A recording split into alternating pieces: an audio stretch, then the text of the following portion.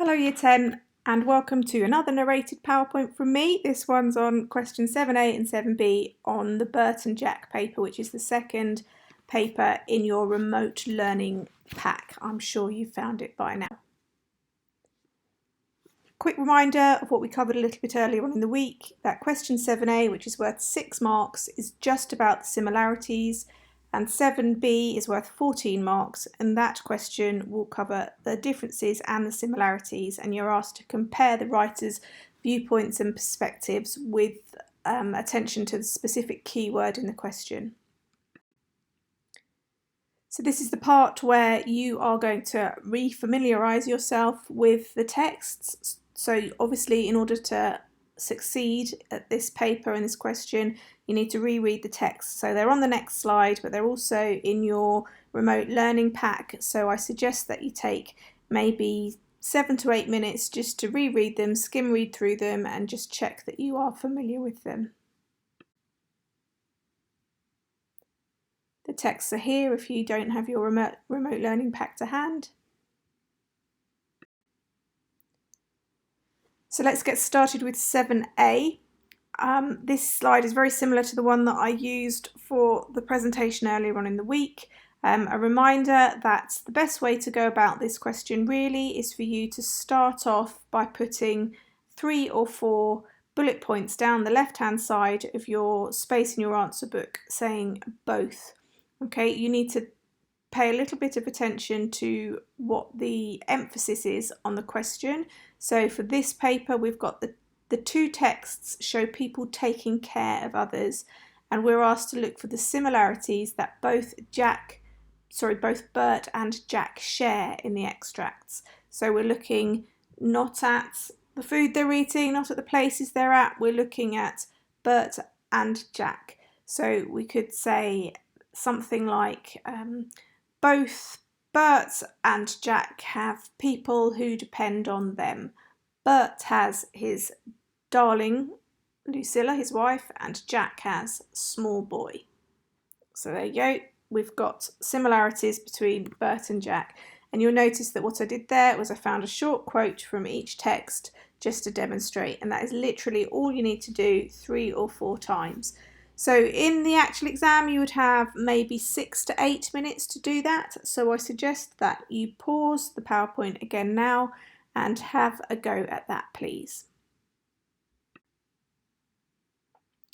We have a little reminder of the mark scheme here for you. This basically just outlines that as long as you come up with 3 similarities and you're quoting a little bit, you almost definitely will fall into band 2, to level 2. Okay, in order to get a more higher mark or full marks for this question, you need to show a detailed understanding of the similarities, and you need to really have grasped the overview. So really that's why I'm suggesting 4 bullet points. I think possibly another way to help you get full marks this question is when you do something which I call peppering quotations. So it tends to show greater synthesis and fluency if you're able to kind of throw in short quotations, 1 or 2 or 3 words possibly, rather than quoting long chunks from either text. So that's worth bearing in mind. So this is the point where you can look back at what you have written and just have a bit of insight into what the exam board think that you could have written, or the similarities that you might have pulled out. These aren't the only ones. There are other things as well that the examiner will reward you for, and I'm sure your teachers will when they look at what you've written. It's really useful when you're just learning how to do these papers to be looking at mark schemes, because it helps you know what the examiner is looking for. So hopefully you'll have got at least 4 out of 6. Possibly even more than that. When we start getting answers in, I'll start sharing some good responses on the Instagram feed, so keep an eye open for that. Here we are then. We are having a look at 7B. A reminder that this question is, you get 3 pages in the answer book, you don't have to write that much. Aim to write about a page and a half. Often people are running out of time on this question. So a reminder that you need to compare how the writers of text 1 and text 2 present their ideas and perspectives. And in a minute we're going to use flappiest, again that mnemonic that I spoke to you about earlier on in the week, to help just get our ideas together. But you are asked to think about similarities and differences. The key things are that you must compare, otherwise you will not get more than 5 marks out of 14. And you must quote for the same reason. It's a good idea for you to think about who wrote the text and for what purpose. Before we get on and do that, I wanted to just give you a top tip. On the last slide, I was explaining to you how it's really important for you to compare, and that's because you can't get into level 3 of the mark scheme if you forget to compare. So a really good idea is for you to try to open your answer to question 7b with a statement that covers both texts. And that means that if you are starting to run out of time, as lots of people are when they get to 7b, if you've said at least one thing that refers to both texts, you may find that you nudge yourself in to 6 marks at least out of 14, even if you only manage to write half a page. So why not have a go at that? See if you can just pause the PowerPoint for a moment and think about what statement could you use to open your 7b response, which makes a reference to both Bert and Jack and the changes in their situation.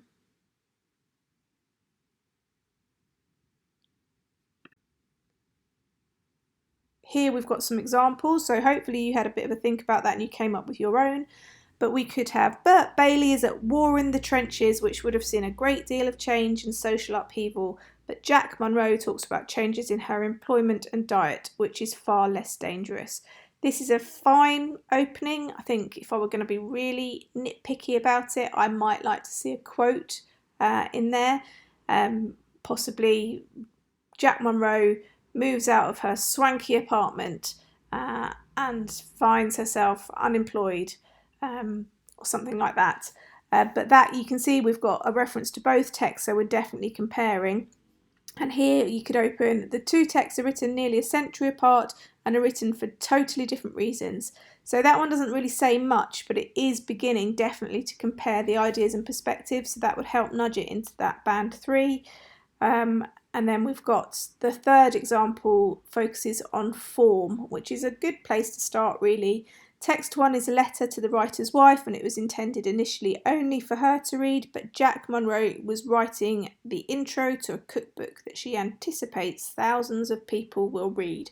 So you can see that final answer there, that's begun to think about both form and audience, and again it is making a comparison, so that's a really, really good opening. I think actually of the 3 here, that would be my favourite opening. So in a moment it's coming, you're going to do a little bit of planning around this answer, but before we do that, here's the mark scheme just to remind you of what I've said about how you must compare. We talked last time about how a range needs to be at least 3 comparisons, and that will help nudge you into level 3, into the 6 to 8 mark band as well. Flappiest. Yes, it's a crazy mnemonic that will help you. So I'm not going to read this all to you, just going to remind you that when you're doing this, you don't have to make a point under every letter in the mnemonic. The ones that I've sort of emboldened, if you can see that subtlety, are perhaps the easiest ones and the most important ones for you to try and mention. But it's certainly a good way for you to be thinking about the different comparisons that you can make. Time for some planning then. I suggest that you make yourself a little table like this, or you write flappiest down the side of your page so that you can begin to get some ideas together, thinking about each of the letters in the mnemonic. I would pause the slideshow now while you do it. If you're really, really stuck, there are some ideas to help you for this. I think it's on slide 16. So if you're really stuck, you could use those, but do try to have a go on your own. Okay, so we have shared a bit of planning time. It's now time for you to have a go at writing. If you're at home watching this and you're really stuck, if you fast forward to slide 16, I have actually done a little bit of planning there for you, so you could have a look at that, but it really would be better if you tried to have a go at it on your own. When you are doing this in the real exam at the end of year 11, you will need to try and do this answer in about 20 minutes. But because you're just learning today and you're still getting used to it, I would suggest that you try to spend at least half an hour writing this response. So you're aiming to write page and a half, 2 pages. You can write more if you're able to, but that is my suggestion. So time to pause the PowerPoint and have a go.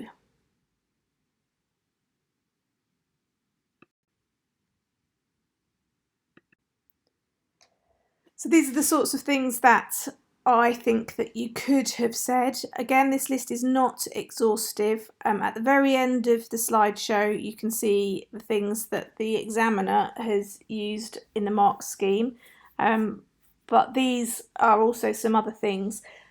It's just kind of giving you a bit of an indication of the kind of things that you could say. So we've talked a bit about the form already, and the audience, thinking about the purpose. I think the primary purpose for these texts is quite interesting, really, because we need to keep in mind that when Bert Bailey sat down in the trenches in a few spare 5 minutes that he had to write a letter, he didn't think, oh, and this will be really interesting for the people that read my letter in an anthology of love letters of the Great War in 100 years' time. He had no idea that his letter would be used that way. So you need to be a little bit careful about thinking that he was choosing language to have an effect on his reader. His reader was Lucilla. So it might be worth you sometimes thinking about the primary reader, Lucilla, and the secondary reader, who is the reader of the anthology of love letters that experiences them nearly 100 years later. Similarly, when we're thinking about the primary purpose of the girl called Jack's introduction to her cookbook, I mean, basically, yeah, she's telling you her life story and her hardship that she experienced, but ultimately the purpose of that is so that you connect with her, so that you find her authentic, and that you therefore put your hand in your pocket and buy her book. That's what the introduction is about, really. And there's some ideas on perspective here as well. I'm not going to read it to you. You can pause the PowerPoint. You can read through these ideas if you want. It's that time when we're going to have a look at an exemplar. And I'm only going to show you one exemplar this time. From memory, I think it's quite a good one. I think it's up there. Probably in the top band. I think it might be 13, could be as good as 15, I can't quite remember, but we'll have a look at it together and I'll tell you what's good about it and what needs improving about it as we go. So we have Bert Bailey was writing a letter to his wife from the trenches in World War I, whereas Jack Monroe is writing the introduction to her cookbook in 2014, almost 100 years later. It is therefore unsurprising that their ideas and perspectives in relation to the changes they are experiencing vary significantly. Okay, so this student has done a good job of writing about both texts in the opening sentence, and they're showing sort of quite an astute understanding about how different they are because they're separated by a huge amount of time. So that's a really good opening there. Whilst the texts are very diverse in terms of the circumstances of the writers and their situations, a theme which runs through both texts is their love and care for others who are dependent upon them. So they've picked up on a theme or an idea. And then we're beginning to hear Jack has small boy, her son to look after, and Bert does his best to look after the needs of his new wife Lucilla, despite being removed from her in the trenches. So that's good. It could be very similar to a similarity that you might have found for 7A. So you do need to make sure you don't just repeat yourself in 7b, you need to look for differences as well. So even though the mark scheme, when you look at it on the next slide, does most of the statements on the mark scheme do start both, as a general piece of advice, I would say do the similarities in part A and then find the differences in part B.